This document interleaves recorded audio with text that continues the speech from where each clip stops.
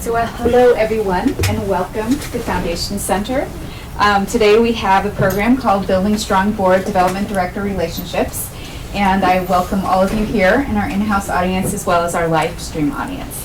I'd like to introduce Lisa Hoffman, who's the moderator of this program. She's the advisory board chair here for the Foundation Center, and I will let her introduce the panelists. Thank you. I want to welcome everybody's here in an embodied form, as well as our live stream audience, which includes people from across the country. And I'd like to just jump right in and introduce our panel. You have their bios, so I'm not going to read their bios, but to my immediate left is Kate Hamilton. And she's currently Development and Communications Director for Disability Rights Advocates, and 15 years of fundraising experience, and a seasoned board member, as is John and Margarita.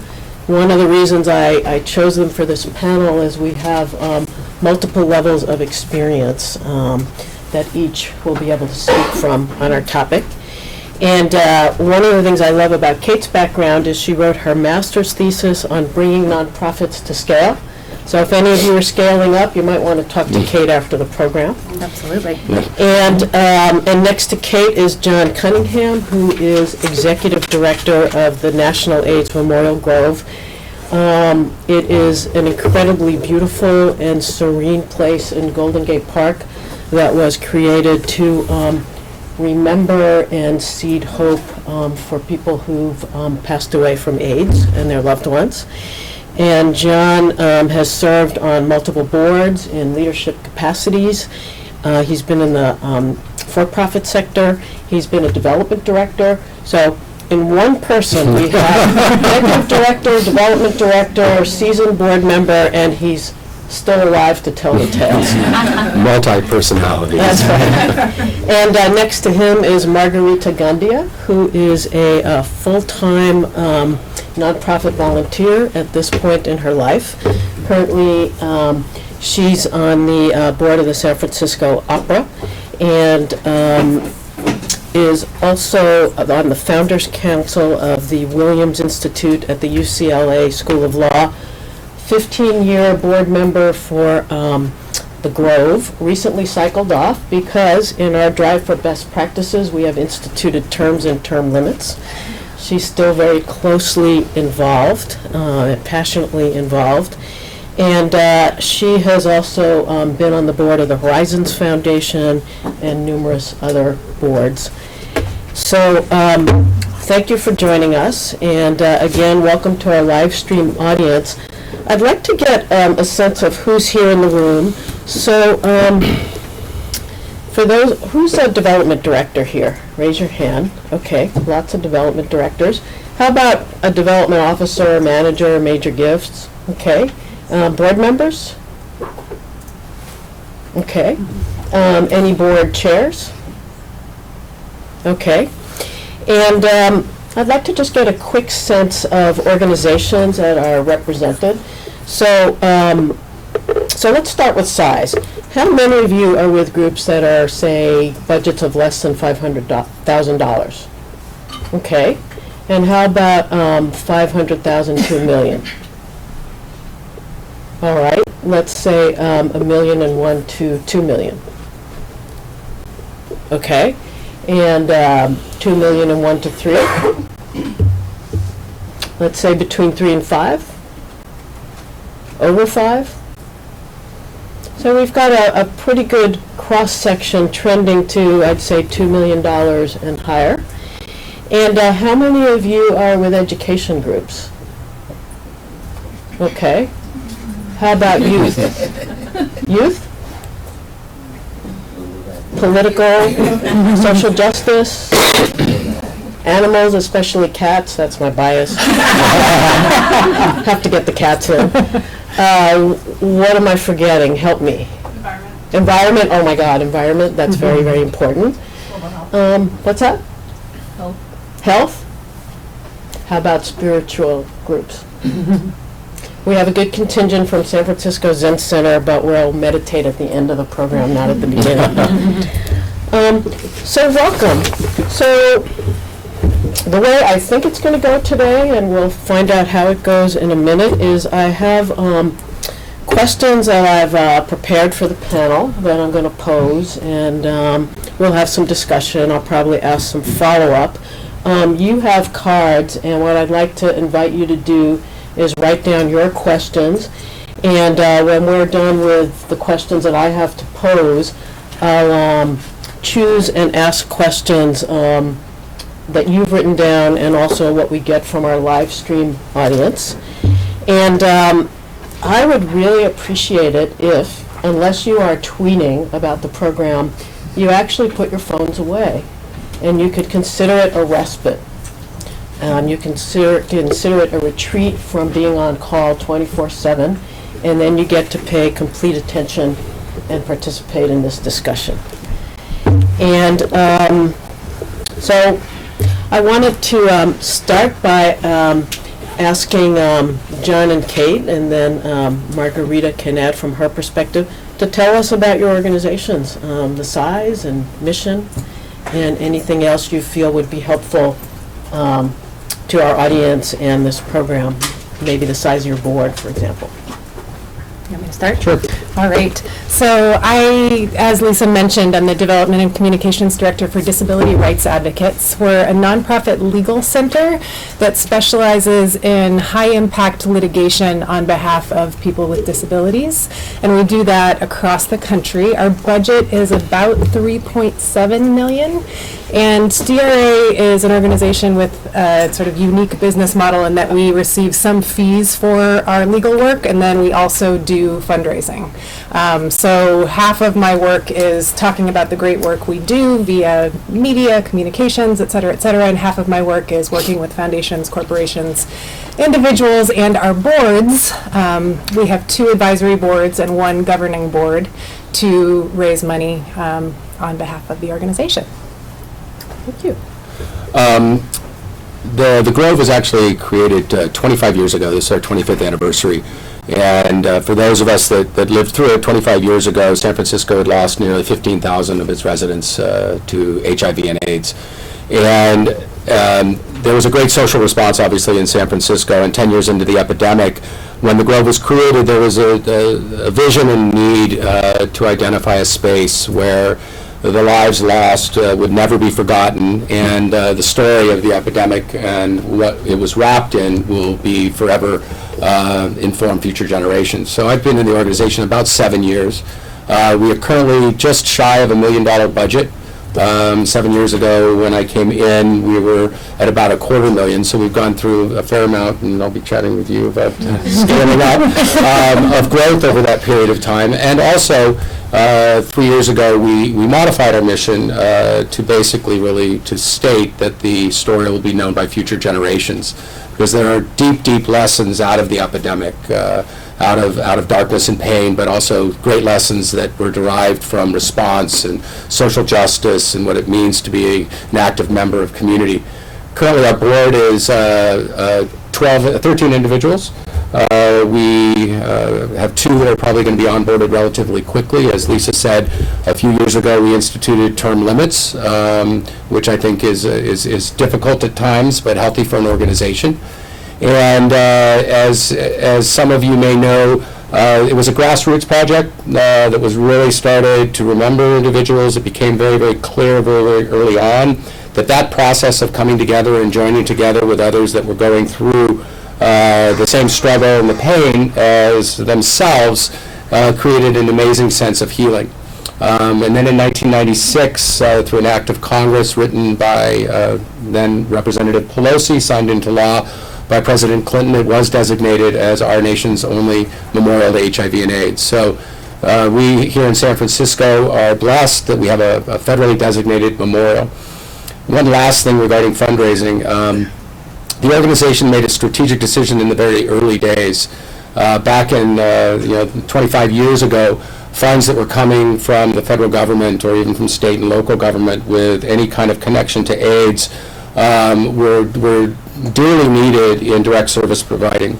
So the Grove made a decision from its inception that it would not take any public money because we wanted to ensure that that money continued to be directed towards where those that were living and surviving and needing medical care, housing, and other support would.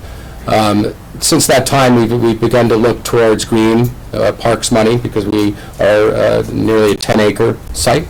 And in our scaling up and our evolution and our growth, it is an ongoing process of engaging with the board in a manner that is constructive for all parties and that everybody sort of clearly understands their roles. So thank you, Lisa, and thank you, Foundation Center.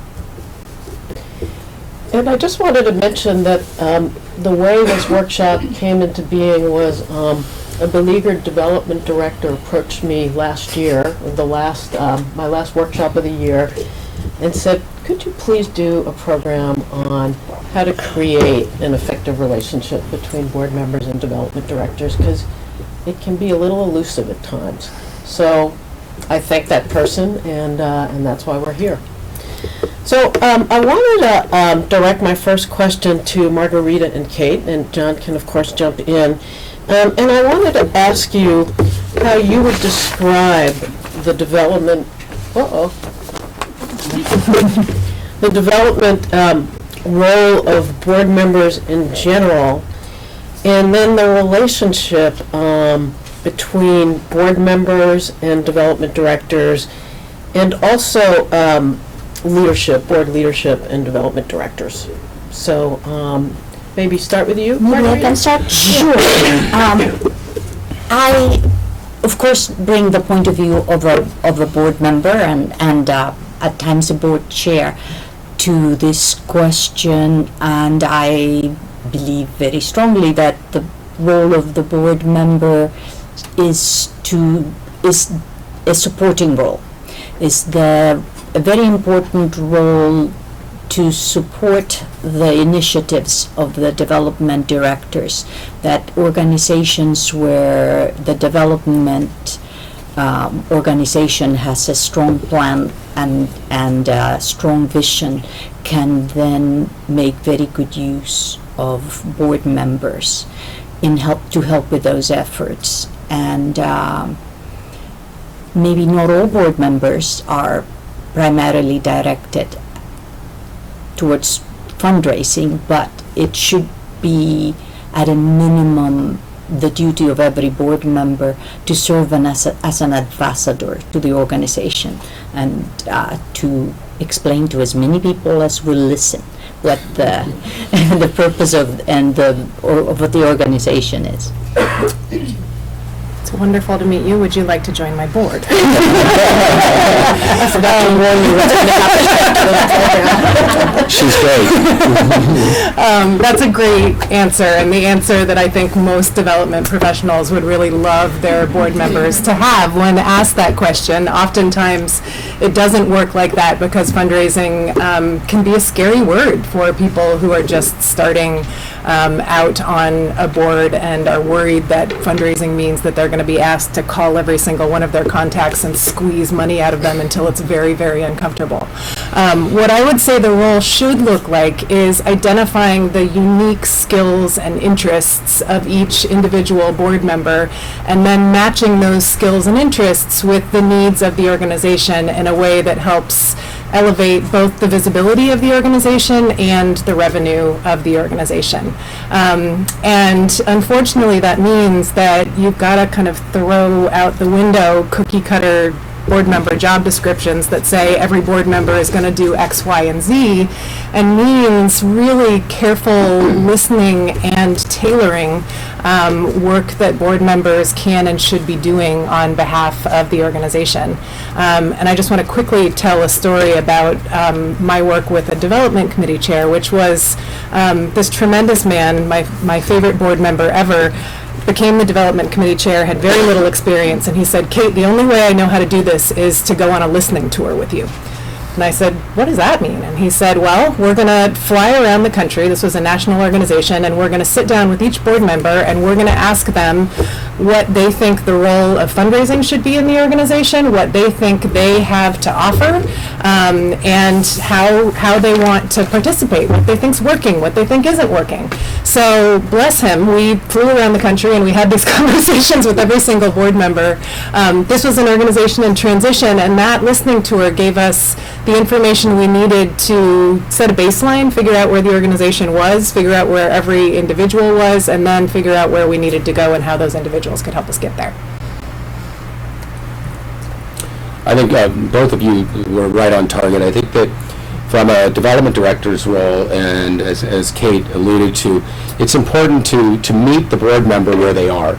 And that doesn't mean that they're always going to stay where they are, because I think it's the role of the development director, along with fund development and governance in a development capacity, in a skill development capacity, is to see where they are, where they feel they can bring about high impact to the fundraising effort, and then to work with them directly. Some obviously need a lot less support. They're very confident in their role, and others need more.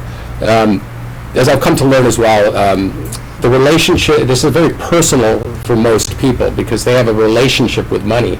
And everybody's relationship with money, whether they come from a place of great means or less means, is unique to them. And so I think it's important to understand that, and in the process work with them to develop a plan and a skill, and empower them through small steps to start to achieve small goals, which can lead them to greater goals. So I have a follow-up, which is about the relationship between development director and board chair. And just ideally, what does that look like? Just in the usual course of business and fundraising. And would you like to start? I see you nodding your head. Yeah, I would be happy to start. I think it's the role of the development director, in partnership with the executive director, to set forth a very clear fundraising plan that supports the organization's vision, mission, and goals. And then to partner with the board chair to say, here's the development plan, and here's the piece of this development plan that we would like the board to help us with or own. And we need you to lead by example. We need you to be sort of the cheerleader that is inspiring your peers to do this in the right way. So the board member is the partner, and really working closely with the staff to make sure that the board understands what their roles are, and can implement those roles, and then they're doing it themselves, so that their peers on the board can look to them and go, wow, if our board chair is doing this, then we can do this too. Yeah, I agree. A board chair is really a cheerleading job. You have to lead by example. You have to cajole people. You have to inspire people. And so you've explained it as well as I can imagine. I'd like to add kind of a foundational level to this discussion, which is there needs to be sort of support in place, how people are recruited to the board, what their job description is like, and probably most important, the people who are doing the recruiting to be able to very directly and fearlessly lay out, here's what our expectation is around fundraising. Everybody's nodding their heads. We're doing this at the Grove. And you'll be supported. We're not going to throw you into, a den of lions. We're going to give you training. We're going to meet with you and help you figure out what are you confident in, what would you like to be confident in, and we'll help you. And then there also needs to be a really intentional approach to leadership development on the board, so that I can't tell you how many groups call me in because someone gets plugged into the board chair role who doesn't want to give or raise money. So foundationally, this is the foundation center. The foundation for this kind of fundraising success is how you recruit and how you develop your board leadership. So I don't know if there's anything any of the three of you would like to add, or maybe examples you'd like to give about your foundational practices, and then we'll get back to our questioning. Well, let me just add that I think that when you talked about board development and adding board members, that is a really important part of the fundraising effort. It needs to be a really important consideration to the extent that you're going to expect the board to help with fundraising. The two groups need to be very much in sync. The Grove a number of years ago sort of embarked on a plan or a strategy that prospective board members, and keep in mind that we're going through a transition from being a very hands-on grassroots, literally park setting, to an organization that is maturing, and with that scaling comes shifts and change. But we really look at things as an individual either having affluence or influence. And ideally, they possess both. But some individuals themselves may not have the capability to give an enormous gift themselves, but they move in circles where they've got a lot of influence, whether it be in the business sector or within certain social circles. So I think that is really a key to our recruiting process, especially as we look to the horizon with some significant opportunities that are presented for us, that really taking it to the next level, step by step. I would agree with everything that has been said, and I want to stress the importance of these foundational documents that Lisa is referencing being living documents. I can't tell you how many organizations I have seen that when you say, do you have a board member job description, they say, yeah, we developed that 15 years ago, and they pull it off the shelf and kind of dust it off. And when you ask a board member, were you ever shown this? Do you understand this? Do you own this? They go, I don't know what you're talking about. So it's really important that as an organization evolves and develops, which is what you're talking about, those descriptions also evolve and develop. What you need as an organization that's 5 years old is very different than what you need as an organization that's 15 years old. And the orientation that you offer your board as a startup organization is going to look very different than the orientation you offer as an established organization. And the role of staff is to be extraordinarily transparent with your volunteers who are giving their time freely to you with what it is that you need and expect. It is so much better to go to someone and say, here's what we need from you over the next 3 years, and have that person say, I can't do that, than go to someone and say, we'll take you, and then slowly, I love the, put the frog in the pot and let it boil analogy, very slowly go, and could you do this, and could you do this, and could you do this, until the board member goes, what the heck else is this person going to ask of me? I'm out of here. So setting the right expectations up front, letting people go in eyes wide open is really, really key to success, and making sure that those expectations are in alignment with where you are as an organization right now. How many of you have board job descriptions? Let me see a show of hands.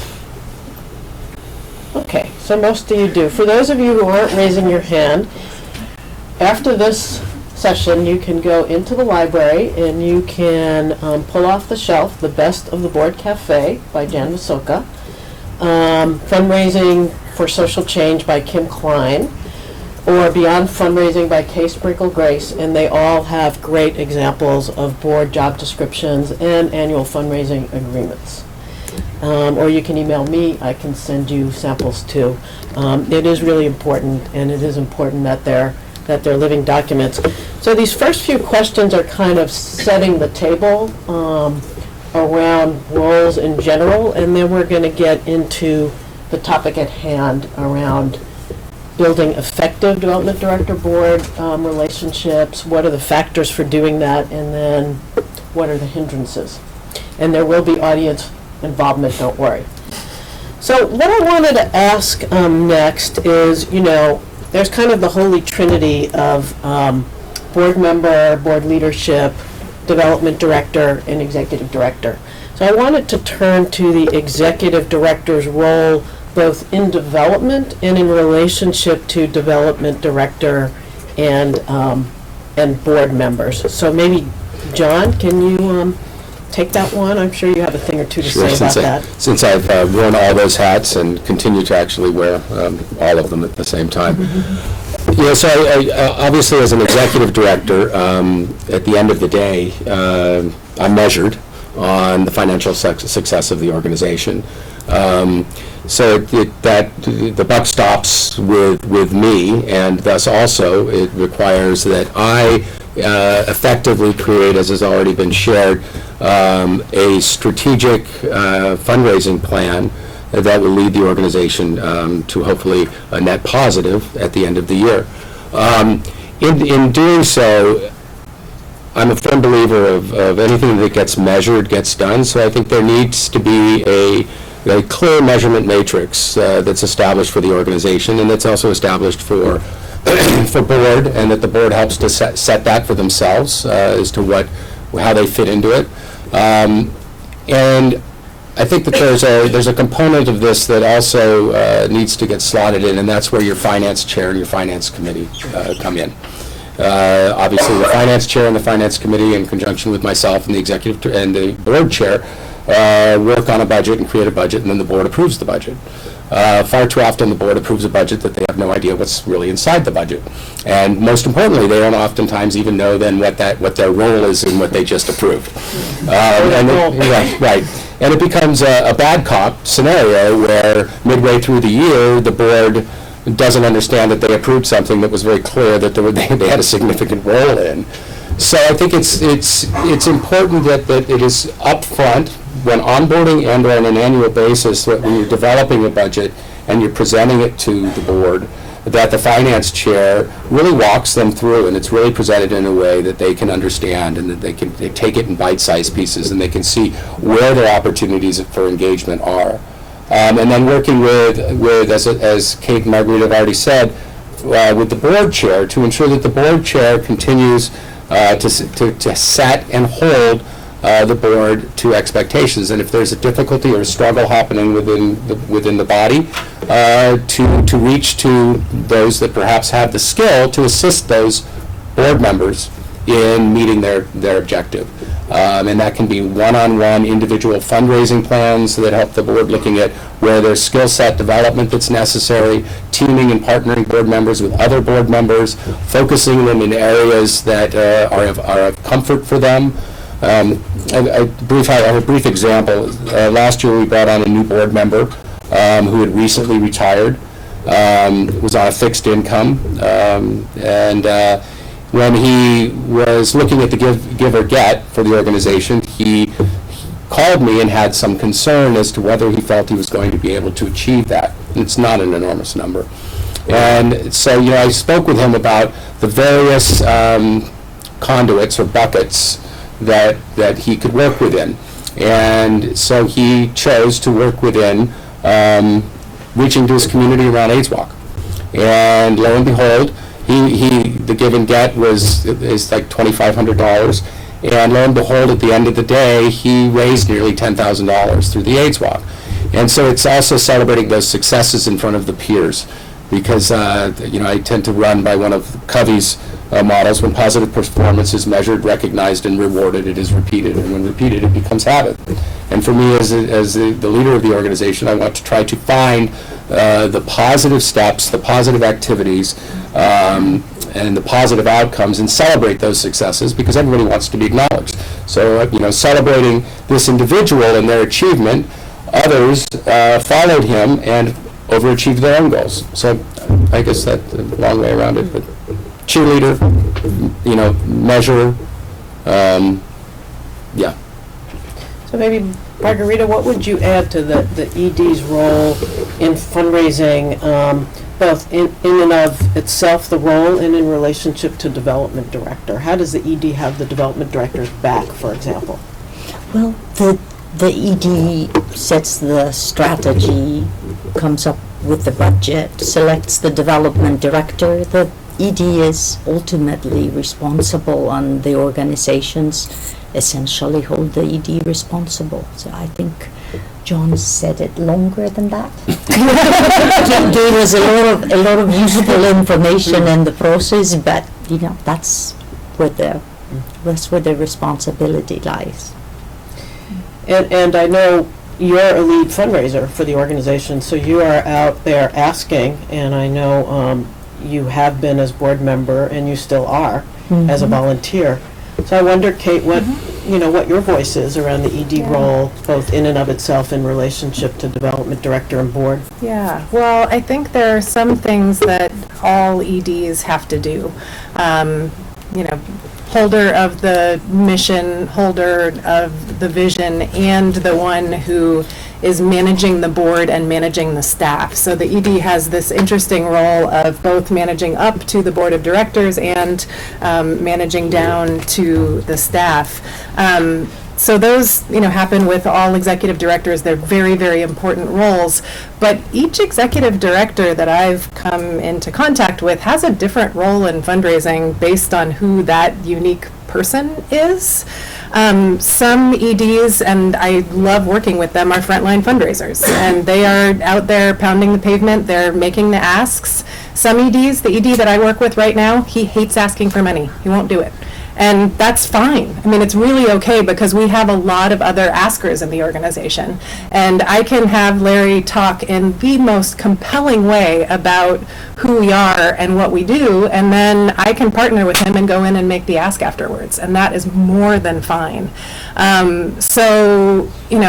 I think it's important to not put an ED in a box in the same way that it's important to not put a board member in a box, and to make sure as a development director that you are supporting the ED in doing the most that the two of you can do together, leveraging your own unique strengths and talents to raise funds for the organization. It's interesting, if I may, you hit the nail on the head. Over the last 7 years that I've been with the organization, I've been the lead fundraiser, and I've had a development associate working alongside me. And as the organization right now is in a place of a strategic vision for the future and moving on some fairly significant projects, my ability to be strategically focused is so heavily on lead fundraiser is becoming diminished because there are many other activities and tensions pulling me. So we're in a process whereby is my development associate the right person to move up into a development manager, development director, or do we need to look at other development solutions in this process? So it also can be a moving target as things go along. We'll talk about scaling later. That's the next workshop. So maybe we wanted to kind of start talking about the topic at hand specifically, and I've asked Kate, John, and Margarita to share with us what are the factors that contribute to building effective relationships and supporting effective relationships between development directors and board members, and then we'll look at what doesn't work so well and how do you deal with those hindrances when they're at play. So maybe we'll start with Margarita and kind of go back and forth, one factor per person, and then we'll want to hear from you all and our live stream audience to add to our list of kind of best practices. Well, I think the first and most important thing is to tailor the role of that board member to that person's skill. You're going to have people who have a talent for cultivating relationships and who are going to be very good at listening to donors and developing relationships. And you're going to have some people who are not so good at it. And then you just need to tailor the role of the person, of the individuals, to their skills and their background. And then the development director has a key role in helping board members figure that out. So there's kind of a partnership there. Yeah, I will add one thing to that, though, which is that As a development director, you do not want to spend your time trying to get people to be askers who are not askers. It is an absolutely horrible waste of time. Unless you like being frustrated. Unless you like being frustrated. You will generally have about a third of the people on your board who are your superstar fundraisers, and if you invest the majority of your energy into those third of the people, rather than trying to spread your energy across the entire board, you will be so much more effective at the end of the day. And I will add to that it's downright dangerous to entrust someone who is not comfortable with asking, because you could ruin a good relationship with the donor. Sure. And I want to mention a book by Kay Sprinkle Grace, which is called something like the AAA approach to fundraising. And it's really about board members broadly falling into 3 areas of confidence, which is asking, being ambassadors, being advocates, and really how you bring out the best in board members, depending on what they're comfortable and confident in. And some are confident in all 3. I've implemented that program in a number of organizations as a consultant and as a staff person, and it is a fabulous, fabulous program. Great tools in the back of the book, checklists, really does a great job of making it very clear what board member roles are and how to work with board members. John, what's a success factor you have for us? So, I mean, I think it's key that, first of all, the process, the plan, the expectations are clearly laid out in simple terms. This is what's expected. Here are the, if you will, the initiatives for the year that we would have an expectation for the board to engage in. And then,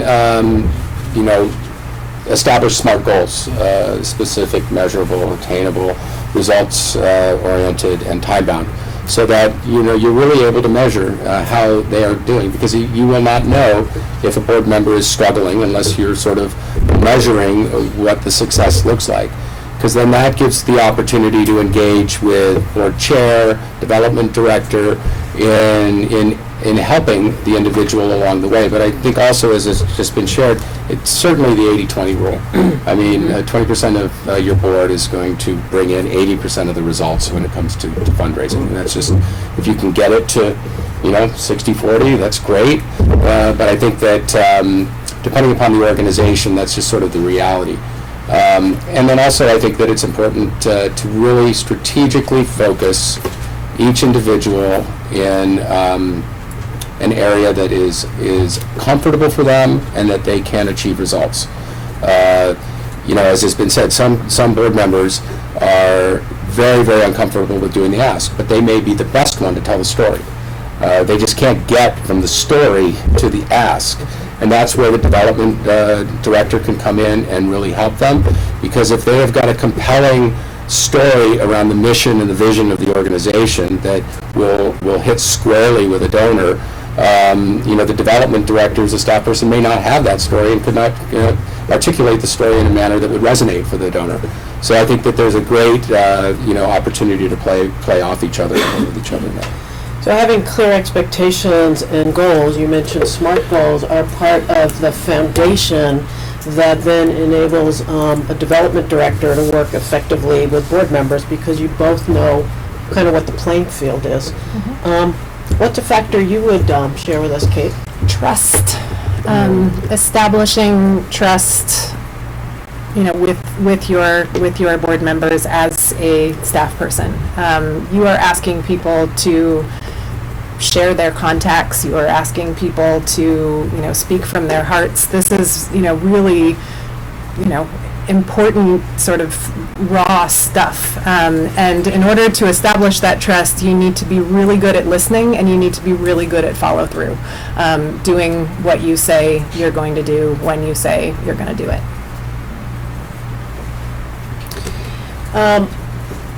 Any success factors you all would share in the room here, and then we'll invite our live stream folks to chime in? Tova?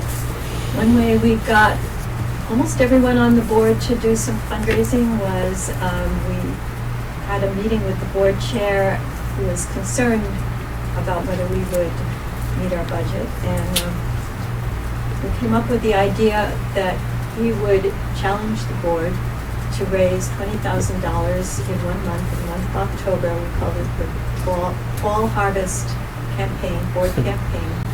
And so we work as a team. So anyway, Jennifer here set up a spreadsheet that the board could all access on Google Docs, and they could see when gifts came in. And we exceeded the goal. And a number of board members who had never asked for gifts before did so because they were getting a lot of support from other board members who were professional fundraisers and helped them. And so the number of board members who now have increased their comfort level with asking for gifts is higher. And there were a few who didn't, but most of them did. And I think because we set a goal that they could meet, it was a stretch for them, but they met it. I think we can do that again this year and maybe raise the amount and get more of them engaged. So for our live stream audience, Tova Green, Development Director of San Francisco Zen Center, just shared how the development team, led by Tova and the board chair, wanted to more fully engage board members in fundraising, and they created a 1 month $20,000 challenge for the board to raise that much money in 1 month. The team supported them in doing that. There were online tools they were able to access, and they actually succeeded. So it's a time-limited kind of stretch and achievable challenge and specific goal. So that's a tool that they used, strategy they used to up their board's engagement in fundraising, and it illustrates a partnership between development director, board members, and board chair. Do any of our live stream audiences have examples of success factors? Oh, this is from live stream, okay. Okay, this is questions, so I'm going to wait a little bit. Any other success factors you guys want to share?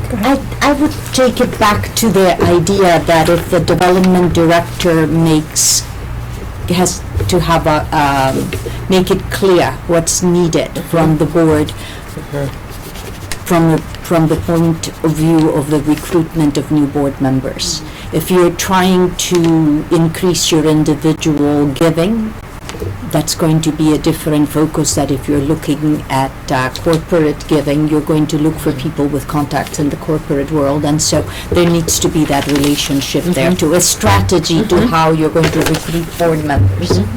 So this goes back to foundational practices, and it's always important to have your development director engaged in recruitment, along with the ED and board chair, to keep fundraising as a priority in recruitment.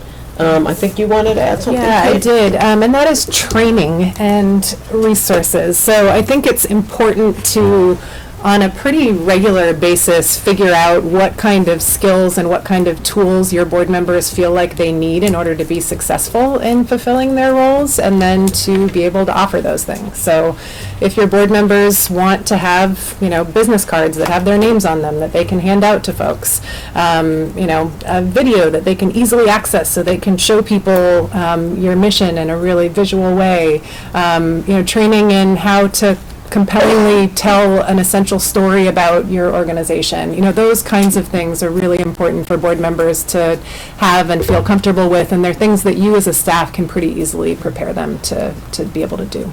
Thank you. Again, any success factors? Yes, back there. Can you say your name and who you're with? Sure, my name is Beverly Missing. I'm with Performing Arts Workshop.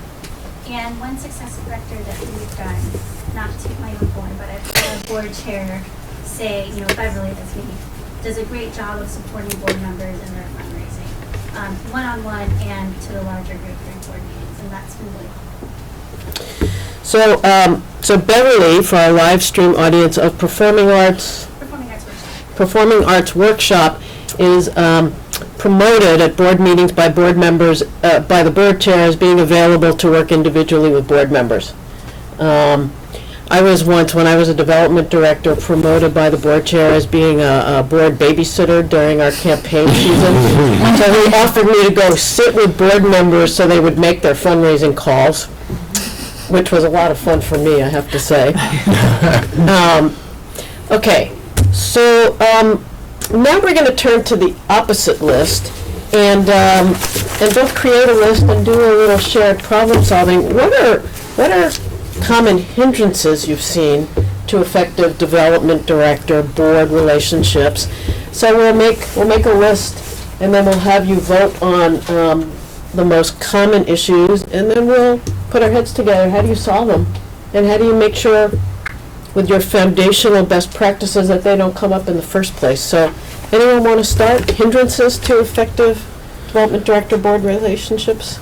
I think that one of the real hindrances, I mean, this has got to be, as I think the theme that we're starting to see here is, it's got to be a team effort, and everybody has to sort of understand the position they're playing in the team and be comfortable with that position, because I think that if the board members are not included in some of the process and the development, whether it be with some of the goals or obviously to some degree they've, as I said earlier, have approved a budget, then they feel as though there's something just being pushed on them that they have not had any say or engagement in, and they oftentimes will resist it. These individuals are all volunteers, they've got jobs of their own, they've got lives, and if they feel that they haven't been respected in the process or heard in the process or had a voice in the process, it's not to say that they, get to dictate the process, but as much as being a part of it, because that gives ownership and buy-in, because that's really at the end of the day what we're trying to do is get everybody to own the bottom line numbers and how we get there and what their roles are. So I think inclusion in the process, if they're not included, can be a real demotivator and underminer.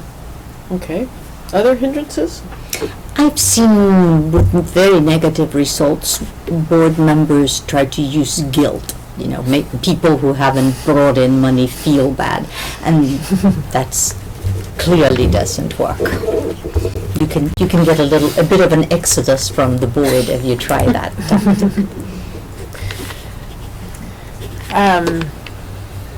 I think it's Kay that says this, but you've got 2 ears and 1 mouth, and you should use them in that ratio. It's really, really important not to, as a staff member, spend your entire board meeting talking at your board members. It's really important to, and this goes right back to the point that was just made, have board members, speak about what is important to them, have moments in your meeting where you're talking about the mission of the organization, not just about fundraising. I mean, you have to keep people inspired, and you have to really listen to what motivates people. The last thing board members want is a development director standing on a soapbox telling them you have to fundraise this amount by the end of the year. They're going to go walking out the door. So really listening to how it's going to work for them and responding to that in the right way. Which speaks to another foundational element for effective fundraising in general, and also engaging every member of the team, which is having dynamic board meetings and strategic agendas. And I'll do another plug for Jan's book, The Best of the Board Cafe. There's a wonderful 4-page chapter in there called the Strategic Board Agenda. And one of the things she does is she takes a very boring, basically committee report out, board meeting agenda, and transforms it into a strategic agenda. So it's actually similar items, but they are forward-looking in terms of the organization's direction and strategy, rather than one after the other committee report outs. The Best of the Board Cafe by Jan Masoka. So I want to turn to the audience, first in the room and then the live stream. What hindrances would you share that get in the way of effective development director or board relationships? Yes, back there? So I'm Garrett, I'm with the American Box Soloists, and what we're trying to do now is I'm new to the position, so it's, I guess, a matter of compromise and learning, learning for me what they are used to and, their strengths and whatnot, and what the organization has done. But for them, it's to embrace change, and, my new ideas might actually be best for the organization. So trying to communicate And Mhm. that's what we're Mhm. working on right now, is to meet that in the middle somehow. So for our live stream audience, Garrett of the American Bach, that's B-A-C-H, right, soloists, I think is talking about what happens when board members don't embrace change and get kind of stuck. So when you have new staff members, a new development director who brings new ideas, how do you support and work with the board so that they're excited about doing things differently? So the hindrance would be being stuck, and the solution would be supporting change. Brenda? Sort of building on that is an ED. Some of them may be out there who does not include development in their board meetings or in their conversations with board members. So it doesn't see that as important because they are running the show. So Brenda Larrabee, who is a fundraising consultant, just articulated the hindrance of executive directors who don't own their leadership role around fundraising in terms of including it on board meeting agendas and in their dealings with board members. So I guess the solution there is a new ED.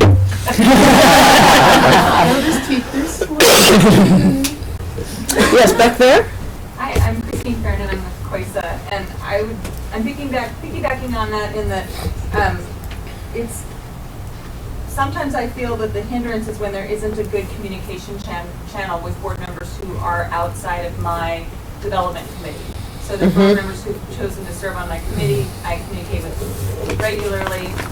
When they serve on other committees, I don't engage with them as often, and since I currently don't participate in board meetings, my communication goes through my ED. And so I know very clearly that fundraising is on the agenda and we have discussions in advance, but there's a step in between of communication, and that represents a majority of the board directors that I'm not directly communicating with. And we've talked about changing that, but I see that as meeting that direct communication as being a really important piece. So Christine of COISTA talked about a hindrance being when the development director doesn't have a direct channel of working with board members not on the development committee, and I think speaks to the importance of development directors participating in board meetings. So you can have your ED talk to us. Any other compelling hindrances? The opposite of all of the things that we just said. Lack of communication, lack of expectations, lack of documentation. Lack of plan. Yeah. I'm kind of thinking that with all of the examples that have been put forth of hindrances, we actually have already solved them with our discussion of success factors. So I have a couple of scenarios that I'm going to pose to our panel, and then we'll turn to your questions. So if you want to send your questions up this way, that would be great. And so scenario number one, and I'm sure none of you have ever had this issue, is a board member has complained to the development director about another board member who's not fulfilling the clearly articulated expectation of board members giving and raising money. And the development committee is chaired by someone who is conflict adverse, while the board chair and the executive director are attempting to change the board's culture in general around follow-through and accountability, and particularly in relationship to fundraising. So, should I read that? Should I share that again, or you got that? You got that, because you all have lived it. So whoever wants to go first, how, the question is, how does the development director really work with the ED, the board chair, as a team to solve this kind of issue?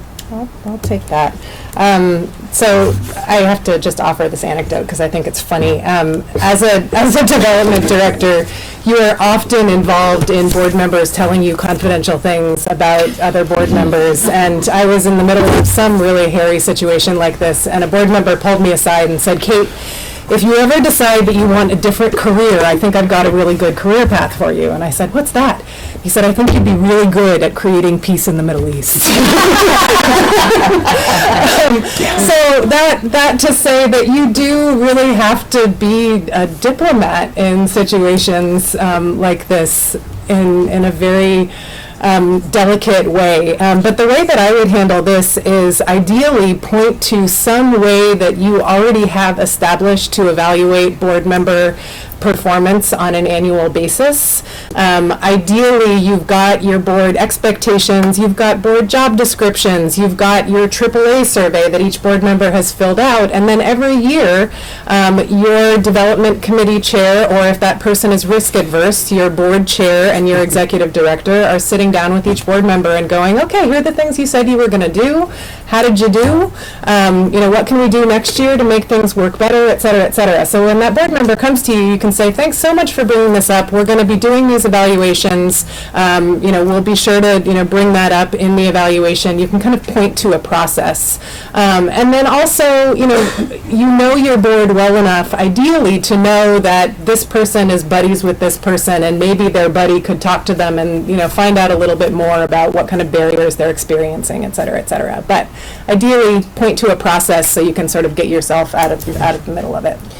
And I just want to recommend another resource, which is blueavocado.org. And I would, if you're interested in board self-evaluations, both of board as a whole and individual board members, there's some great tools on that site. Just put in board self-evaluations in the search. Blueavocado.org, and that's Jen Masoka again, who's ED of the California Association of Nonprofits, edits that. John, Margarita?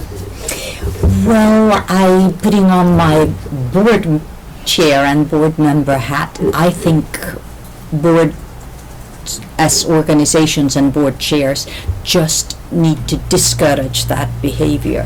It is entirely inappropriate for board members to go complain to staff about other board members. It's just wrong. Staff can't do anything about that. If board members ideally should be non-judgmental and should, in the perfect world, be very concerned about how they perform and not all that concerned about how other people perform, but that's a really common complaint.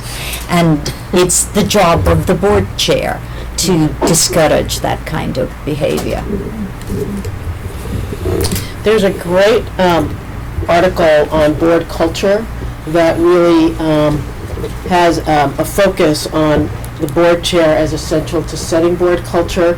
And I'm sad to say the name of the author is eluding me, but if you email me,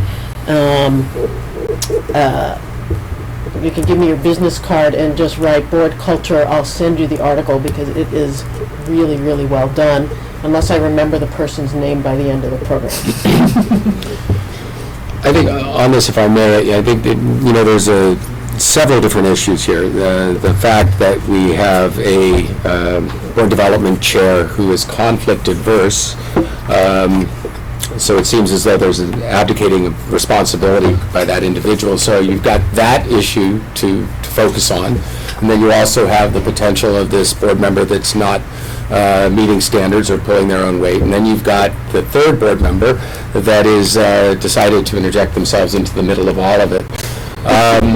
And from an executive director's role, my hope would be is that my development director would come to me, because it's not something that I would want them interjecting themselves into some sort of a very sticky board-related relationship. But I think that the first thing is to not allow the chair, because they're conflict adverse, to abdicate the responsibility that they have assumed, and to work with them to set up a plan that will assist the board member who's not meeting expectations get there, so that they can be seen as the solution, and it's not a conflict as much as it's delivering a solution to the problem, and that they get to deliver it. Now, from my perspective, obviously, this is supported by the board chair, because it's for me personally, I get real hesitant of interjecting myself into an interpersonal relationships between board members. But I'm not hesitant to talk to the board chair that there's issues that are going on out there that need to be taken care of. So another scenario, this is about a nonprofit that operates with 9 standing committees, doesn't that sound like fun, and 12 board members. You do the math. And board members are asked to join at least one or preferably 2 committees. In the last year, there's been an ongoing concern about limited participation in the development committee. The lack of participation and board leadership in the area has begun to create a lack of overall board understanding in and of the fundraising priorities of the organization. So that's the scenario. We actually have 13 board members. Oh, I'm sorry. About to be 50. So what are the development director, the board chair, and the ED's role in addressing this situation? And in addressing the situation, because there's actually opportunity in it, how can the development director and the board's relationship actually be strengthened? So whoever wants to take this, you're looking at me, we'll give it to Kate first. I'm going to throw something out there just to be a devil's advocate. And I've tried this, and I do think that it works. It doesn't work for every organization, but I think sometimes it really makes sense if there is an organization that is terrified of the word Fund Development Committee to abolish the Fund Development Committee. Just get rid of it entirely. There's no reason to have a development committee if everyone is scared of participating on it. And instead, the entire board becomes the development committee. Every single board member is responsible for fundraising. So you say, nobody wants to be on this? Okay. No one has to be on it. Everybody is going to do this. And what that looks like is, here's where you could implement something like the AAA program, something like that, where you as an organization take your fund development plan and create a checklist that says, here are all of the advocate tasks that we need you to do. Here are all of the asker tasks that we need you to do. And here are all of the ambassador tasks that we need you to do. I want you as an individual to go through and check the boxes that you're really comfortable doing. Each board member comes up with something that they've given to you that says, I feel comfortable doing this, and then you as a staff support them in fulfilling that plan. So each board member is doing something to support fundraising, and you don't have to sit around and have conversations in this very scary fund development committee. Once you get a little bit more activity in fundraising and people understand that fundraising is not scary, maybe you reenact that fund development committee down the road. But I think if you have a culture where it's not working, get rid of it. Throw it out the window. There you have it, problem solved. John, Margarita, what's your take on this scenario? Well, I've seen another, I think that's absolutely an excellent idea, but I have seen a different approach by an organization that requires that the first committee for board members, when they first join the board, they first join the fund development committee. Everyone has to do a stint, a year or two, and that The hazing process. you would expect that they lose their fear in that time frame, but abolishing it, I'm all for it. John? Well, what we're doing is working with Lisa. We're going through a process of first of all, reevaluating our committee structure.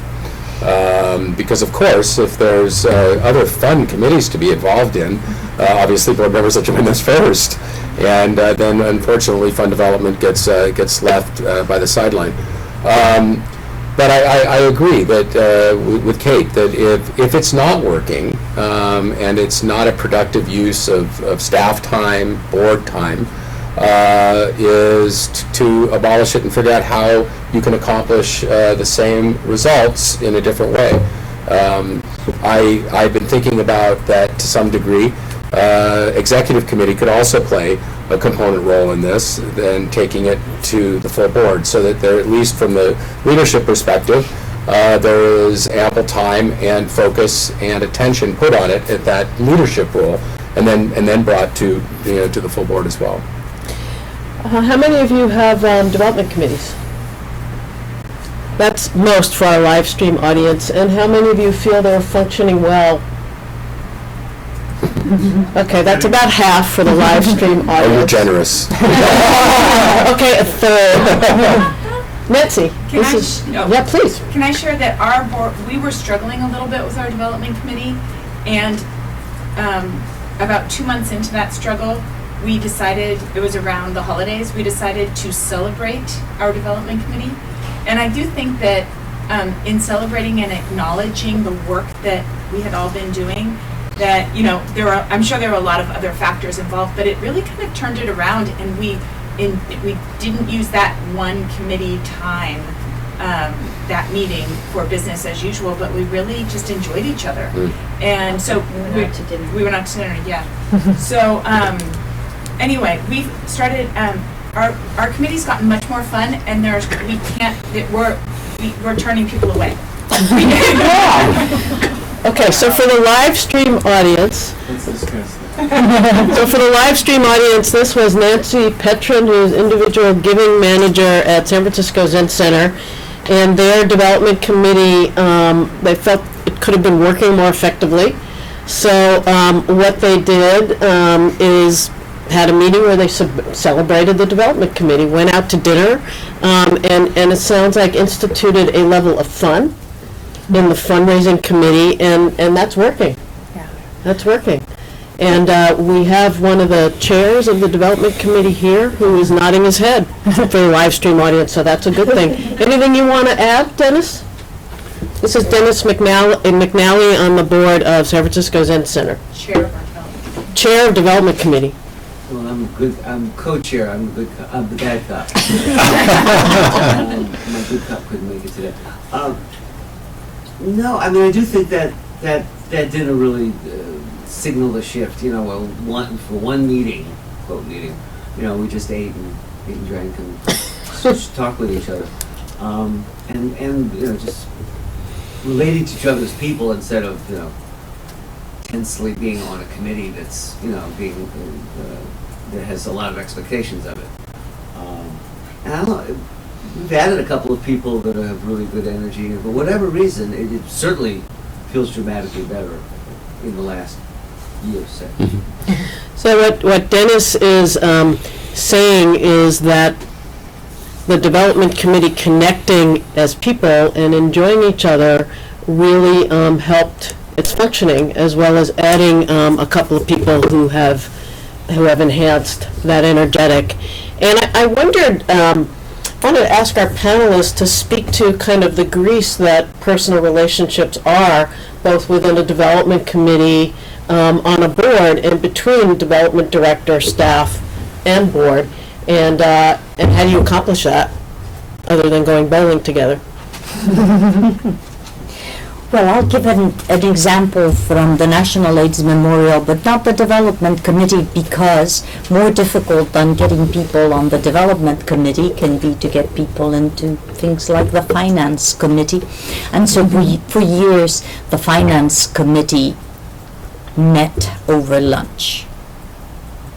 At Zuni. At Zuni. It's got to be a good restaurant. At Zen Center, they can meet at Greens, so that's really a home field advantage. Yes, yes. So I think that having the group, just making sure that the group gets an opportunity to socialize, know each other, be in a bit of a more relaxed mode helps. Kate, John, anything you would add from the kind of staff perspective on the kind of grease that social relationships are? Yeah. Well, I think this ties back to the comment about creating really strategic board meeting agendas. And every time your board is together, it's an opportunity not only to accomplish the goals of your meeting, but also to strengthen the relationships of the people in that room. And so, if in every meeting you can do something that accomplishes that goal, you will, over time, have a much stronger board and a stronger organization because of it. I wouldn't advocate this, but it was very, very useful for this. I was Nature Bridge's development director for a number of years, and we had every single one of our board meetings, and we had 5 boards that met 3 times a year, do the math. Could be a lot worse. Yes, and I had to go to every single one of those board meetings across the country, but all of those board meetings happened in the national parks where our work happened. And so with every single board meeting, we started the board meeting with some kind of part of our educational program that our board members could go through. So we would have an educator come in, and they would do something that would make board members feel totally warm and fuzzy. They would remember exactly why they had just sat in traffic or done whatever it was that they needed to do to get there, and then we could go into the board meeting. So opening your board meeting with something that makes people feel warm and fuzzy, and then just as important, closing the board meeting with something that feels warm and fuzzy. So you want to leave people feeling great about the organization and the time that they're putting into the organization. You don't want to leave people with a really harried discussion about the finances of the organization, right? You have that discussion, it's over and done with, and then you say, and let's hear this great story from someone who was really impacted from our program, so that we remember why we're all here volunteering our time to do this really important work. If you miss out on those, important moments, people can walk away with a bad taste in their mouth, and that's the last thing you want. It's all about purpose, Right. the purpose of Right. the organization, Yeah. and that's why people are on the board. Yeah.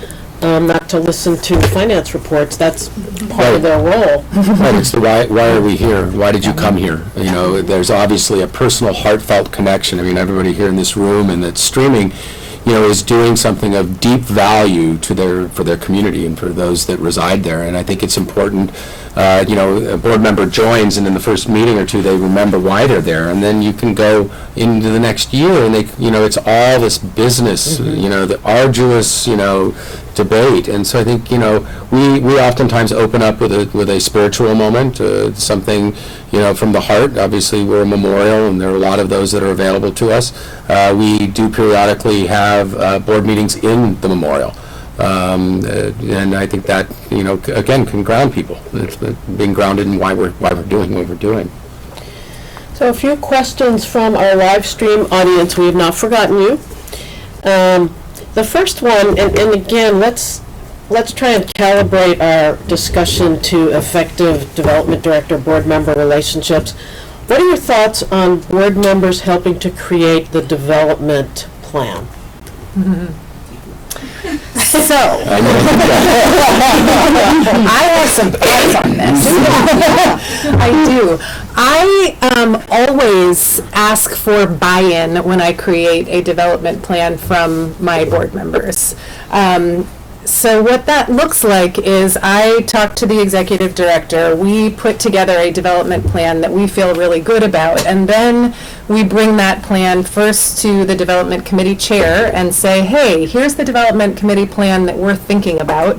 How does this look to you? Are there any, things that, you would like to see changed, et cetera, et cetera. And then once we get buy-in from that person, I generally have the development committee chair present it to the development committee so that he's owning this plan that staff has created in order to get buy-in from that committee, and then the committee can, give it to the board to approve if the board really wants to be involved in it. But I would never go to the board with a blank slate and say, hey, we need to come up with a development plan. What do y'all think we should be doing for our development this year?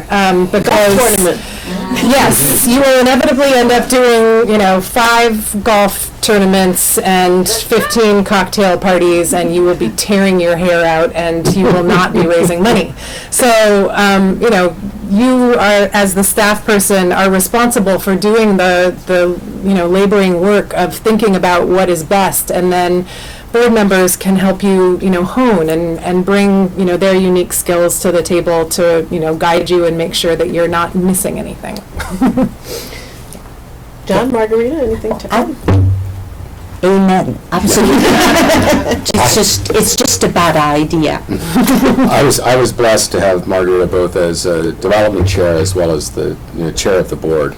And she was very clear as to whose responsibility it is to create the plan. And there have been times where board members thought it was their job to tell the staff how they were going to do their job. And so you could, when you recruit her onto your board, you'll be blessed.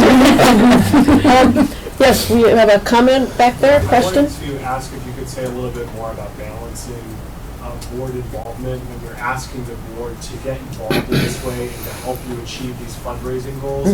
How do you balance that when some board members may see that as an invitation to get much more directly involved in the day-to-day operations of the organization? So for live stream audience, the question is, when you are engaging board members in development planning, development activity, how do you balance that with the proclivity some may have to want to get into day-to-day operations?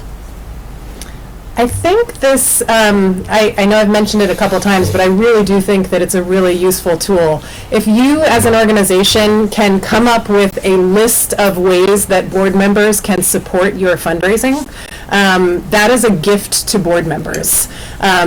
You're articulating, here's what we've got, and here's what we don't have that we really need you to participate in.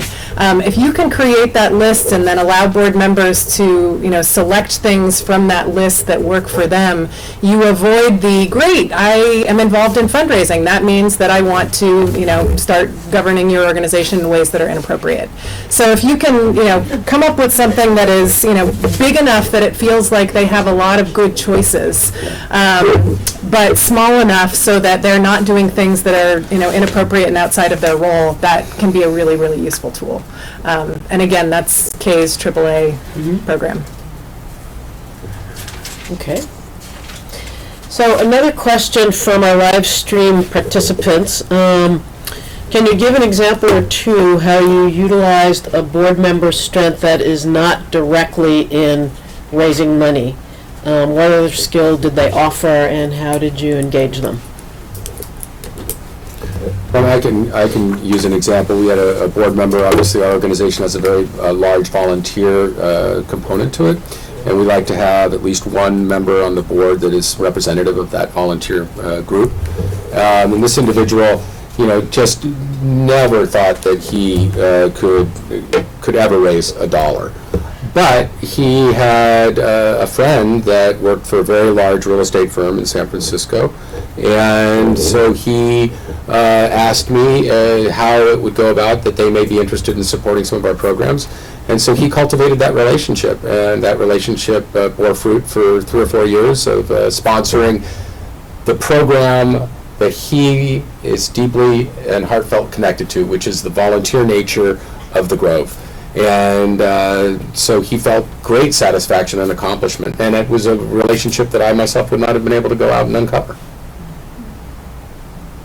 Any other examples? Countless. I mean, there are so many skills that every individual who sits on your board brings to your organization, and they're all valuable. I mean, fundraising is about relationships, and so, I, as a development director, can connect to a certain audience of people just because of who I am and what my network looks like. There are inevitably going to be people that I can't connect to because I don't golf. And I mean, there's a million different ways that board members, because of who they are as a unique individual in the world, can help connect you to more people and can help elevate the visibility of the organization just by describing the organization in a different way than I describe the organization. I work with a lot of lawyers now. I am not a lawyer. And so having a lawyer talk to other lawyers about the importance of impact litigation on behalf of people with disabilities, that's something I can't do very well, but most of our donors are lawyers. So I bring a lawyer along with me to every single meeting so that they can talk about how important this is. And that's critical for the organization. So, skills, a language of talking to people, network, I mean, anything that people bring is a valuable asset if you figure out how to use it in the right way. Any examples? Yes. Well, we've had board members, whether they're on the fund development committee or just on the general board, perhaps serving on other committees. Maybe they've been less comfortable doing direct solicitations, but they've been more than happy to open their home for a donor reception. So open their home for a donor reception for our live stream audience. Perhaps if one is a restaurateur or has a friend who is, you know, you can do something at a restaurant. Connections with restaurants. Yeah, so I think, as you're saying, it's all about relationships and learning what those particular board members or committee members' interests are, personal connections are, and then you give them the opportunity to feel great about providing that format or that venue for fundraising and friend-raising to take place without them necessarily having to write the check themselves or ask their friends and contacts with friends. You know, as you said, then that work can be turned over to staff members who can help sort of close that deal or take the relationship one step further. But they're opening the door, which in so many instances is the key. Right. So it's knowing your board members, their interests, their networks, and partnering with them on door opening. I also wanted to mention that a number of the questions are about sort of pure fundraising strategy, and so this panel has a particular focus. We're not necessarily going to get to them, but they might inspire a future panel. So don't lose hope. Is fundraising capability the most important element in considering a board member, especially in a growing organization, and how would a development director participating in board recruitment weigh in on that kind of question consideration? No, is my answer to that question. I mean, fundraising capability to me says that they've, you know, been a fundraiser before on a prior organization's board, or maybe they've been a professional fundraiser. That's fine, and they'll come to the table with ideas, but certainly not necessary. I mean, what's most important for me is that someone is passionate about an organization's mission and can communicate that passion in a compelling way. That is, you know, the most critical thing that's out there. If a board member can do that, then the rest is easy. Fundraising is 80% art, 20% science. The art part is the passion part. The science part can be learned. Yeah, I would definitely say the same. You know, I would take an individual that is deeply, heartfelt, passionately connected to the mission of the organization over a board member that actually had fundraising experience, because that is what is going to not only open doors, create relationships, but it is also going to increase the amount of gifts that come if that individual is comfortable enough and willing to share that heartfelt connection. You know, sometimes you'll find board members are brought to organizations because they're a friend of a board member, but they have no connection to the cause. And they may be great, but very seldom are they really going to help with any kind of fundraising activity. They may have other skills that may be of need, but from a fundraising perspective, if they're not connected to the cause, it's next to impossible. So we're gonna bring our time to a close. So I wanted to invite Kate, John, and Margarita, if you have any final thoughts, and if you have any resources you want to recommend other than what we've already mentioned.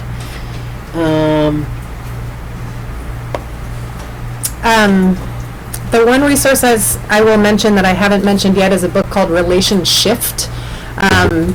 It talks about the fact that fundraising is about relationships and is really good at sort of unpacking fundraising for board members that are scared of it. I got a copy for all of my board members at a point where everyone was going, development committee, and it was very, very useful.